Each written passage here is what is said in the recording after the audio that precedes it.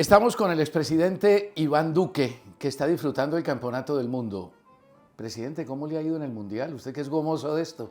Pues César, primero que todo, como lo dije el otro día en una entrevista, creo que este es el mundial mejor organizado que ha tenido la FIFA en su historia. Hemos visto al pueblo catarí ponerle esto, el amor más grande, la organización, la logística, el poder aglutinar a todos los hinchas en un espacio territorial donde se pueden ver los partidos de octavos, cuartos, semifinales y final sin perderse en ninguno de los partidos. Es algo que ha sido también novedoso, pero algo además muy especial, ver cómo este se convirtió en el gran proyecto de país para Qatar, y yo creo que a todos los visitantes lo han hecho sentir así. Entonces, por ese lado, muy bien. Contento de ver nuevamente al fútbol suramericano en una final. Esperamos que Argentina gane. Yo soy hincha de Messi, creo que si hay alguien que se merece esa Copa del Mundo es él. Y por otro lado, también hay que decirlo, la FIFA ha mostrado también una gran transformación y una visión hacia el futuro de darle más espacio a los jugadores. Yo creo que este mundial es una gran prueba de lo que se puede lograr con un mundial con más equipos, con más países. Entonces, tengo mucha satisfacción, y desde el lado de la Fundación FIFA, donde estoy ahora vinculado como miembro de la Junta Asesora, queremos también que la Fundación empiece a ampliar sus programas y vincule más a temas como educación, cambio climático, que son líneas estratégicas donde Mauricio Macri como presidente de la Fundación está trabajando. Vamos a hacer, bueno, aspiramos a hacer en el 30 un mundial en Sudamérica, en Argentina, en Uruguay, en Chile, en Paraguay. Viendo esto y que cada vez está más lejos la posibilidad de que un país haga un mundial, Colombia, Ecuador, Venezuela, ¿algún día podrán aspirar? La vara es alta, César. Es que uno lo ve con la infraestructura que aquí se ha desplegado, la calidad de los estadios, la tecnología en el sistema de boletas, de sillas, la georreferenciación, el reconocimiento facial, o sea, la seguridad. Todo, la vara que ha puesto Qatar es muy alta. Pero yo creo que en la medida que la vara también se va poniendo alta, los países también tenemos que ir innovando nuestra infraestructura deportiva y entender que el deporte es mucho más que la infraestructura meramente deportiva. Colombia ya ha dado pasos importantes. Colombia ha organizado algunos mundiales juveniles. Colombia ha participado en Juegos Bolivarianos, en Juegos Centroamericanos, será sede de Juegos Panamericanos en el 2027. Y yo creo que hay que seguir buscando con otros países esa aspiración de algún día poder tener un campeonato. ¿Que esto nos la pone difícil? Sí, porque los países están invirtiendo muchos recursos. Pero yo creo que también es un campanazo para todo el mundo de que en la medida que la vara se va elevando, pues todos tenemos que ver la infraestructura deportiva con el mismo nivel de importancia que tiene la infraestructura vial o la infraestructura energética, porque eso también es patrimonio colectivo de una nación. A propósito de la vara alta del fútbol, del mundial, ¿usted cree que lo juzgaron o lo juzgan con la misma vara con la que están juzgando el gobierno actual? Pues yo nunca vivo ni con dolores ni con resentimientos, César. Yo goberné a Colombia con amor, con entrega. Se hicieron muchas cosas por el país, se enfrentó una pandemia, dejamos infraestructura vial importantísima, transición energética, un país vacunado, una economía creciendo. Dejamos además progresos importantes en materia social, 11 millones de beneficiarios de programas sociales. Logramos muchísimo también con el deporte, por ejemplo, donde se creó el ministerio, se dejó el presupuesto más alto. Se hizo mucho también en la paz con legalidad. Pero también a veces pienso que ese criterio que a veces escuchamos desde que somos niños, que con la vara que mides serás medido, pues a veces no ocurre así en política. Lo veo en temas, por ejemplo, con el asesinato de los líderes sociales, que ha sido un drama de Colombia, que lo hemos tenido que vivir varios presidentes. Y yo recuerdo cuando yo llegué a la presidencia que cada vez que se producía un asesinato de un líder social había sectores políticos que lo contabilizaban, pero lo contabilizaban para decirme a mí asesino. Y ahora cuando se presentan esos casos guardan silencio, ya nadie habla de esas situaciones dramáticas, ya poco se exige de las medidas para enfrentar ese fenómeno. O lo mismo ha pasado con los asesinatos colectivos o llamadas masacres, donde cada vez que se presentaba uno en el gobierno mío había un conteo y había un señalamiento, y ahora cuando se presentan esos hechos otros guardan silencio. Pero esas son las hipocresías a veces propias de la política, tristemente, donde algunos, cuando les gusta señalar con el dedo inquisidor, levantan el volumen, pero pues cuando asumen la responsabilidad miran para el otro lado. Pero yo creo que más allá de eso, lo importante, César, es que el pueblo colombiano tenga ese rasero para medir las cosas. Yo recuerdo como, por ejemplo, a nosotros nos atacaban muchos sectores políticos diciendo que nuestro gobierno no tenía conciencia social. Y el año pasado nosotros dejamos un aumento real del salario mínimo superior al 4%. Y aún así venían las críticas. Y ahora cuando el aumento real está por debajo, guardan silencio. Esas son hipocresías que yo creo que la gente debe tener para hacer reflexiones, porque la política social no es con discurso, es con hechos. Y eso fue lo que nosotros tratamos de hacer. Y hoy lo que a mí más me preocupa siempre es el bienestar del pueblo colombiano, en aportar. Mi rol como expresidente no es estar criticando ni incomodando, pero sí señalar aquellas cosas que considero que el país debe prestarle especial atención para que no tengamos retrocesos significativos. Pero no es bueno que la base del equipo Colombia, el que menos gana, sienta que le están subiendo su salario mínimo en un 16%, no es más que el 10,07 que usted subió exactamente hace un año. Claro, lo que pasa es que el año pasado, César, la inflación fue del 5. En nosotros subimos más del 10. Ahora tenemos una inflación que está por encima del 12 y tenemos un salario mínimo que aumenta un 16. Entonces decir es que aumentó 16% sin mirar cuál es la inflación es un engaño, porque lo que importa es el aumento real. Por eso cuando yo fui candidato presidencial siempre dije queremos que el salario mínimo en Colombia supere el umbral del $1.000.000 y cumplí esa promesa, porque todos los aumentos reales que nosotros hicimos a lo largo de los 4 años dejan un aumento real acumulado durante mi gobierno de más del 11%. Eso significa el aumento real más importante en casi 50 años. Entonces, cuando yo escuchaba discursos que reivindicaban la lucha social, el beneficio para los trabajadores, pues uno dice, bueno, ok, entonces desde la práctica que lo hagan. Pero llama la atención que el aumento real, por ejemplo, de este año está por debajo del que nosotros hicimos el año pasado. Y no lo digo a manera de crítica, pero sí lo hago a manera de reflexión. De que cuando se criticaba se decía una cosa y cuando se está en el gobierno entonces se dice otra, y sobre todo seguimos con mucho orgullo dejando el mensaje al pueblo colombiano que cuando ejercí la presidencia logramos el mayor aumento real del salario mínimo en Colombia en más de 50 años. Y esa es una forma de materializar un anhelo social. Presidente, muchos parlamentarios que jugaban en el equipo azul o en el equipo rojo, se cambiaron al equipo nacional, el de hoy. ¿Usted qué piensa de ellos? Yo a veces pienso en la política que hay valores que son muy importantes en el tiempo. La coherencia y la congruencia. Que haya en el Congreso la posibilidad de que los partidos apoyen ideas de los gobiernos, aun cuando inclusive sean de oposición, a mí me parece sensato. Cuando yo fui miembro del Parlamento colombiano, del Congreso colombiano, y yo estaba en la oposición, pero veía proyectos buenos del gobierno, los respaldé. Pero eso no quiere decir que mi actitud fuera la de ser incoherente frente a las propias convicciones. Y yo creo que en América Latina hemos visto cosas muy positivas. Por ejemplo, lo que ha pasado en Chile. En Chile ha habido coherencia, ha habido congruencia. Hay un gobierno que tiene una línea ideológica y hay unos partidos de oposición que tienen otra línea ideológica, que se pueden poner de acuerdo en temas donde está primero el interés nacional, pero donde se mantiene un sentido crítico. Y yo he dicho una cosa, César, y se la digo con esta claridad.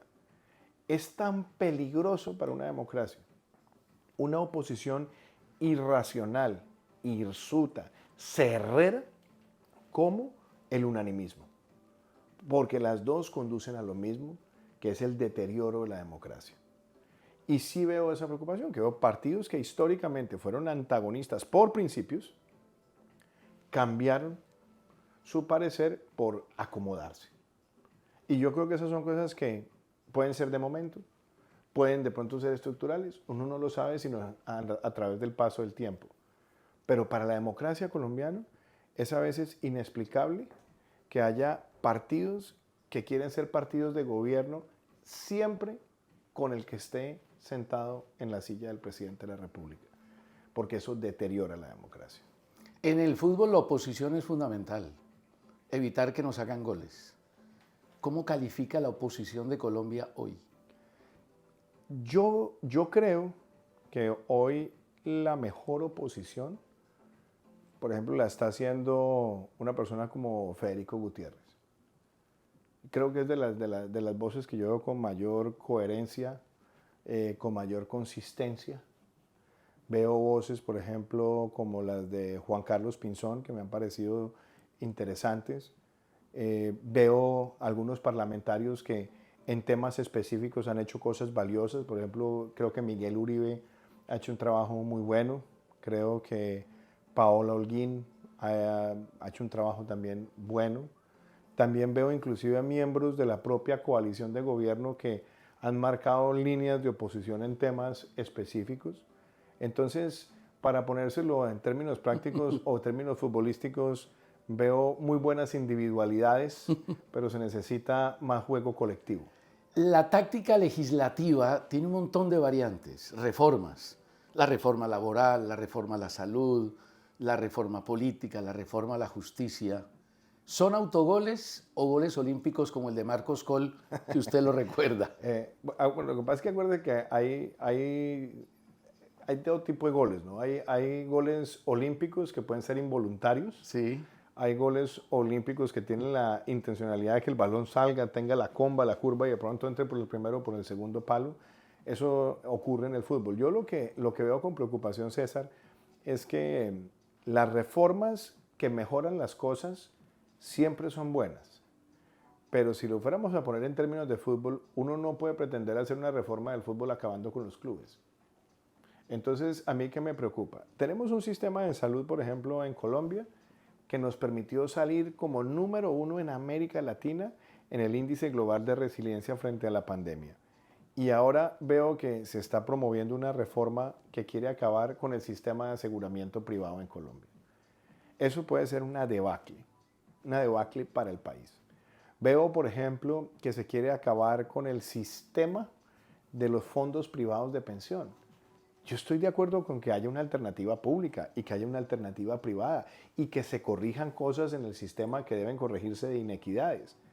Pero llevar a la gente a la brava, a que obligatoriamente tenga que poner el ahorro de toda su vida en Colpensiones, todos los aportantes hasta 4 salarios mínimos, que es más del 90% de los aportantes al sistema de pensión, y que cojan esa platica y la vuelvan platica de bolsillo para financiar deuda, eso es poner el ahorro de los ciudadanos en una situación de grave riesgo y es afectar el sistema financiero de nuestro país y el sistema de inversión.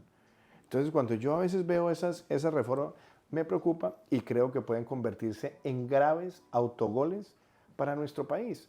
Porque Colombia ha tenido un sistema de salud que ha funcionado, que tiene cosas para mejorar, un sistema pensional que ha funcionado y que tiene cosas para mejorar, pero lo que no puede ser es imponer ideológicamente la destrucción del sistema que bien le ha servido a nuestro país. Perú fue al repechaje y no llegó. El presidente Castillo tomó una decisión y se tuvo que ir. Tomó una decisión, no, rompió el orden constitucional, porque lo que quiso fue adelantar un golpe de Estado. En el Perú existe la figura de cerrar el Congreso convocando elecciones. De hecho, el presidente Martín Vizcarra lo hizo en su momento y lo hicieron otros. Aquí lo que se trató fue, sin ningún argumento, sin ningún soporte jurídico, sin ningún sustento constitucional, cerrar el Congreso e intimidar una rama del poder público. Y yo creo que lo que vimos fue un triunfo de las instituciones en el Perú. Unas fuerzas militares que mostraron que son leales a la Constitución y no son sumisas al querer y al capricho de un gobernante. Un parlamento que no se dejó intimidar, que no se dejó llevar a su claudicación o a su derrota, y sobre todo una sociedad que dijo, aquí no hay ánimo de apoyar golpistas. Y yo creo que eso que pasó en el Perú es un muy buen campanazo de alerta para otros gobiernos en América Latina. ¿Usted está tranquilo con la democracia colombiana? Uno con la democracia siempre debe cuidarla, César. La democracia es como la salud. Cuando uno la tiene, a veces cree que la va a tener siempre y la puede llevar a descuidar. Pero cuando se afecta, uno la quiere recuperar inmediatamente. A la democracia hay que cuidarla todos los días y saber todos los días identificar cuáles son las amenazas que tiene. Y yo creo que las democracias en América Latina tienen amenazas serias. El populismo es una amenaza, la posverdad es una amenaza, la polarización es una amenaza. Cuando se rompe el equilibrio de poderes hay una amenaza. Cuando se trata de invadir las competencias de otra rama del poder público hay una amenaza. Entonces, yo creo que hay que tener esas luces de alerta para saber en qué momento la democracia puede empezar a debilitarse. Por ejemplo, cuando usted ve lo que pasó en Venezuela, que cooptaron la fuerza pública, cooptaron los gremios, cooptaron los medios, y después esa cooptación se volvió intimidación, ese día se perdió la democracia. Por eso respetar la independencia de los gremios, respetar la independencia de la prensa, respetar la independencia de los poderes públicos, más allá de si los medios y los gremios y los distintos actores son justos o no en los juicios de valor que puedan emitir sobre el Poder Ejecutivo, es crucial que esas instituciones se mantengan independientes. Yo espero que en Colombia no se resquebraje ese sistema. El día que los periodistas de Colombia dejen de opinar porque están intimidados, o que los presidentes de los gremios dejen de opinar porque están intimidados, o que los poderes, como el Poder Judicial o el Poder Parlamentario, dejen de opinar porque está intimidado, ese día habremos perdido la democracia. Así que al más mínimo asomo de cualquier circunstancia que tente contra eso, tenemos que levantar nuestra voz. ¿Pero usted siente que en este momento hay algún grado de intimidación, algún grado de riesgo en ese sentido? Yo lo veo en general en América Latina, César. Sí, América Latina tiene esos riesgos.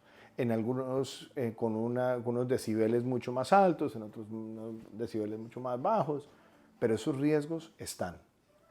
Y a mí, por ejemplo, me parece que no se puede invadir competencias de los poderes judiciales.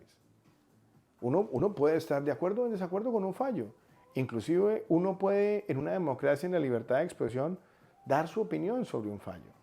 Pero lo que uno no puede desde el Poder Ejecutivo es cambiar un fallo o un veredicto de la justicia por capricho. Porque en ese momento se le está haciendo daño a la democracia. Dos preguntas finales y personales. ¿Cuál fue la decisión más importante que usted tomó en su gobierno de la que se arrepiente? Sabe que yo más que tomar decisiones en las que uno se arrepiente, uno a veces va reflexionando sobre cosas que uno hubiera podido hacer. O que hubiera tomado distinta. Hacer mejor. Yo he dicho mucho que cuando yo presenté las objeciones a la ley estatutaria de la JEP, que tenía más de 150 artículos y eran solamente 6 objeciones, que yo me arrepiento de no haber tratado de buscar de pronto más canales de diálogo con la oposición o con otros sectores para poder ser más pedagógico y mostrar que si lográbamos, fuera 1, 2 o 3 de esas objeciones, ponernos de acuerdo, hubiéramos logrado un consenso más grande. Yo creo que ahí hubiera podido yo buscar por lo menos agotar ese espacio de diálogo y tal vez lo hubiéramos podido lograr. Ese es, por ejemplo, un caso. Pero decisiones que se tomaron difíciles, que fueron altamente impopulares y que hoy muestran que fueron muy beneficiosas para Colombia, el Estatuto de Protección Temporal para los migrantes venezolanos. Tema muy impopular, César, pero era lo correcto, era lo ética y moralmente correcto para nuestro país. La decisión del aislamiento preventivo obligatorio fue una decisión también muy difícil. Muchas personas la cuestionaron y eso nos permitió a nosotros salvar vidas, nos permitió a nosotros ensamblar una campaña para darle más unidades de cuidado intensivo al país y después sacar adelante un plan de reactivación que también probó ser exitoso. A usted en su gobierno le dieron todo el palo del mundo. Mal presidente, le daban, lo criticaban y lo siguen criticando. Mal gobierno, el país no prosperó. ¿Cómo manejó su salud mental en medio de todas esas críticas? Con fe, con coraje, con firmeza y con evidencia. Porque vivimos en un mundo de mucha hipocresía, César. Por ejemplo, nosotros alcanzamos en mi gobierno el mayor crecimiento económico que ha tenido nuestro país. Logramos el mayor aumento real del salario mínimo en la historia de nuestro país, reciente por lo menos. Logramos entregar más de 5.000 kilómetros de carreteras empezando por las grandes vías de cuarta generación, el inicio de los proyectos de quinta generación, vías terciarias, entregar el túnel de la línea, por ejemplo, más de 200 colegios, duplicar la jornada única, dejar la educación universitaria pública gratuita para los estratos 1, 2 y 3, los mayores subsidios de vivienda. Esas evidencias son incontrovertibles. Entonces, a usted le pueden decir lo que sea. Usted le puede decir, mire, usted es un mal jugador de fútbol, pero usted haga los goles. Haga los goles. Muestre su desempeño, haga las asistencias. Regate el balón, tenga el control del balón. Porque esos hechos y esas estadísticas son incontrovertibles. Y vivimos en un mundo de posverdad. Y fíjese que muchos de los que fueron críticos de muchos de esos temas que se hacían presentar como independientes, hoy están en el Congreso representando unos intereses políticos. Y muchos eran que se rasgaban las vestiduras cuando se presentaban asesinatos de líderes sociales y los contaban, ahora guardan silencio. Y muchos que argumentaban que no estábamos haciendo nada por la educación, hoy cuando vemos, por ejemplo, los aportes presupuestales, cuando nuestro gobierno crecieron de manera importante y ahora no crecen igual, guardan silencio. Entonces, uno tiene que tener mucha fe, mucho coraje, mucha tranquilidad y sobre todo no tenerle miedo a tomar decisiones impopulares. Uno cuando gobierna tiene que estar dispuesto a tomar decisiones impopulares y uno no se puede dejar afectar la mente. Y lo mismo lo vemos ahora también en el caso del fútbol en este mundial. Un jugador que llegue a la cancha contaminado por lo que dicen de él en las redes sociales o por los ataques o por lo que dicen los comentaristas, es un jugador que llega con miedos a la cancha. Uno a la cancha tiene que llegar sin miedos y a jugar su partido y tener la tranquilidad en la cabeza y en el alma. Y una ñapa, ¿usted comparte la gradualidad en la sustitución de los cultivos de coca, de mantenerlos mientras se sustituyen? César, a más coca, menos paz en Colombia. Colombia tiene su principal enemigo, es el narcotráfico. Ese es el gran enemigo del desarrollo de Colombia. Cuando nosotros tuvimos en el país la combinación de sustitución, erradicación y aspersión, logramos bajar de 188.000 hectáreas a 50.000. Cuando se paró la aspersión aérea, pasamos de 50.000 a más de 200.000, que fue lo que yo heredé. Paramos el crecimiento exponencial, tuvimos algunas reducciones, tratamos de poner en marcha muchos de estos programas, tuvimos una serie de obstáculos judiciales, tuvimos que enfrentar muchísimas adversidades, pero nosotros nunca dejamos de erradicar y de incautar. Logramos las mayores erradicaciones manuales que ha registrado Colombia y las mayores incautaciones que ha tenido históricamente nuestro país. Si la erradicación se para, si la interdicción se para y al mismo tiempo se le está dando un estímulo a que crezcan los cultivos ilícitos, el año entrante estaremos por encima de 300.000 hectáreas y el día que eso pase, estará resquebrajada completamente la institucionalidad rural de nuestro país, sobre todo en zonas que son muy sensibles, porque se habrá institucionalizado el narcotráfico. Presidente, íbamos a hablar de fútbol y se me metió Colombia, no sé por qué, si es por la ausencia. Sí, usted me dijo que íbamos a hablar de fútbol, pero íbamos a hablar de fútbol. Presidente, mil gracias. ¿Cuál fue el mejor partido que vio hasta ahora?